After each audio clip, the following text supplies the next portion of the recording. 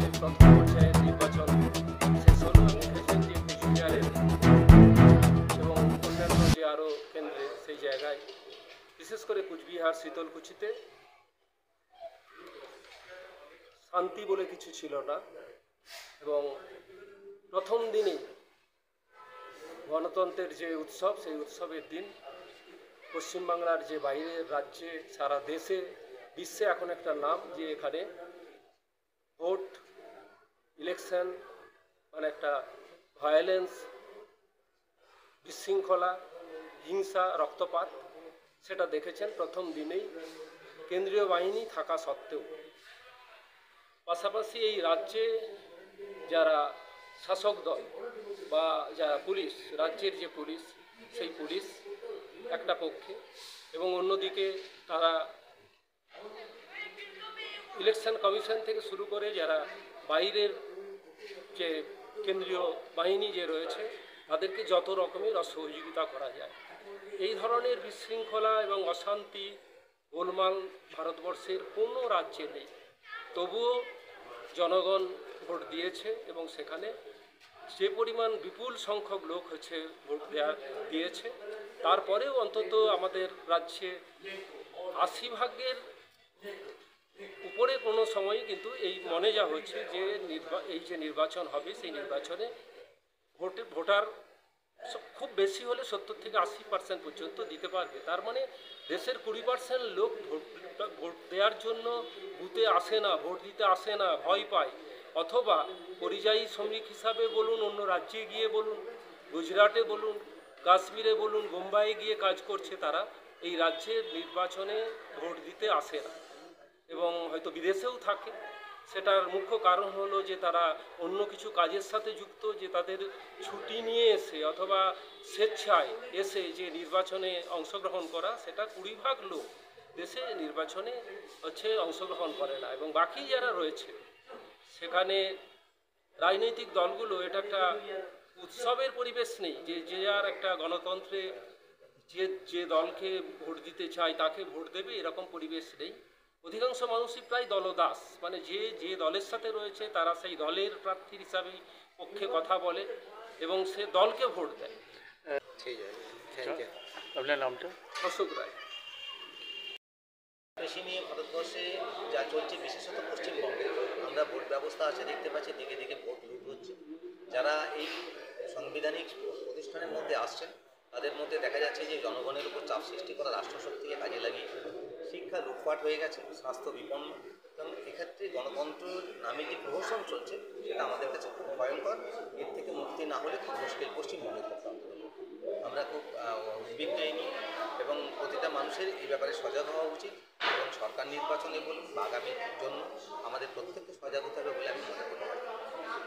আপনার নামটা? আমার নাম সমীর হাজরা। আমি পেশায় একজন ইঞ্জিনিয়ার আর সামাজিক কর্ম করি।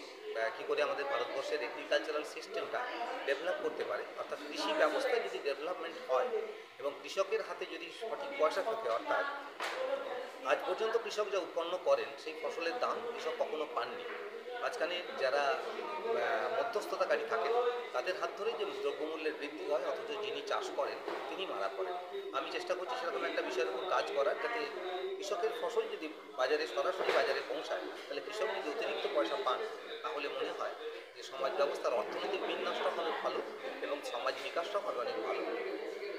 এই করলেন ডেমোক্রেসি অ্যান্ড হিউম্যান ভ্যালু, তো কতটা মনে করছেন আমাদের এই পশ্চিমবঙ্গে দ্বারা সারা ভারতবর্ষে কতটা গণতন্ত্র আছে এবং গণতন্ত্র বিপন্ন? এখন যে সাবজেক্টটা আমরা আজকে আলোচনা করেছি সেই বিষয়ের উপরে কিন্তু আমরা দেখলাম যে প্রত্যেকের কাছ থেকে যে কথাগুলো আমাদের কাছে এসেছে তাতে মনে হয়েছে নিজের পরিবার থেকে যদি না নিজেকে তৈরি করা যায় তাহলে এই গণতন্ত্রকে রক্ষা করা যাবে না। এই গণতন্ত্র হয়ে গেছে একদম কী বলবো পৈশাচিক গণতন্ত্রে আমি বলে মনে করি। এখানে এই গণতান্ত্রিক যে অধিকার একদম মানুষের কাছে আছে, মানুষের কাছে যে গণতন্ত্রের অধিকার বলে আমাদের সংবিধানে ব্যাখ্যা করা আছে সেই অধিকার কিন্তু খর্বিত হচ্ছে, মানে খর্ব হচ্ছে। সুতরাং সেইখান থেকে আমরা আজকের এই সেমিনার থেকে পেয়েছি মানুষের মূল্যবোধ যদি না ঠিক ঠিক তৈরি হয় এই ডেমোক্রেসি তাদের কাছে গ্রহণযোগ্য হবে না। এই ডেমোক্রেসি সত্যিই বিপদ। আপনার নামটা? নিতাই দলুই, এই উইলিয়াম পেরির আমি চেয়ারম্যান।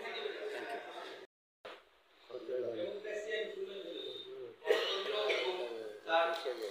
মানবিক মূল্যবোধ আমাদের working committee under William carry study and research centre যে আজকের এই অনুষ্ঠান নিতাই বাবু, কবির বাবু, অশোক বাবুরা আয়োজন করেছেন। আমি খুবই খুশি এখানে আসতে পেরে। একটি মহৎ উদ্যোগ। এই সেন্টার থেকে বহু মানুষ একটু আগে শুনছিলাম,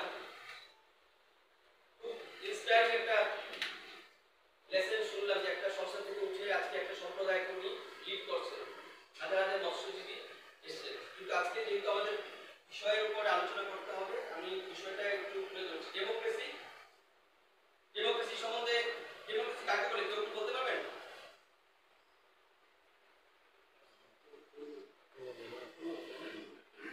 ডেমোক্রেটিক কান্ট্রি বলি তো আমরা ইন্ডিয়াকে।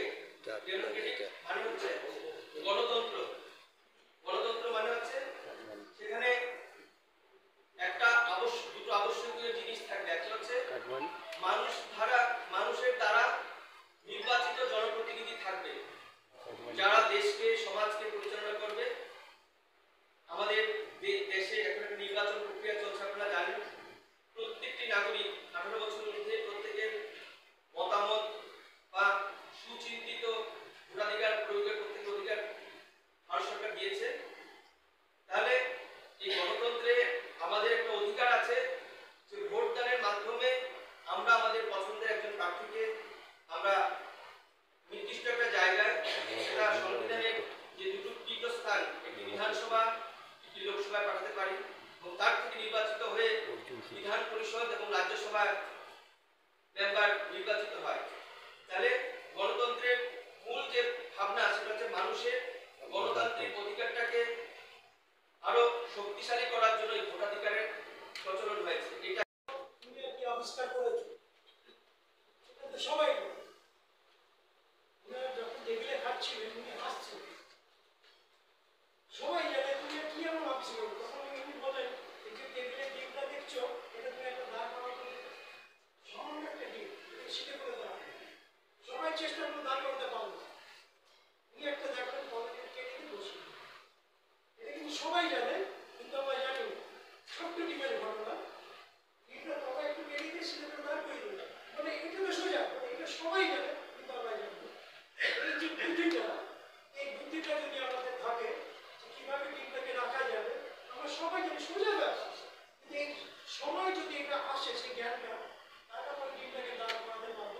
মানে সবাই ভাবে ডিমটা কিভাবে দাঁড়াতে পারে না, সে গড়িয়ে পড়বে, সে করতেই পারে। এইটা হচ্ছে আমাদের বক্তব্য যে আমরা অনেক কিছু জানি কিন্তু সেই নির্দিষ্ট ব্যাপারটা আমরা সবসময় বুঝে উঠতে পারি না যে কিভাবে কাজটা করবো, কিন্তু আমরা জানি।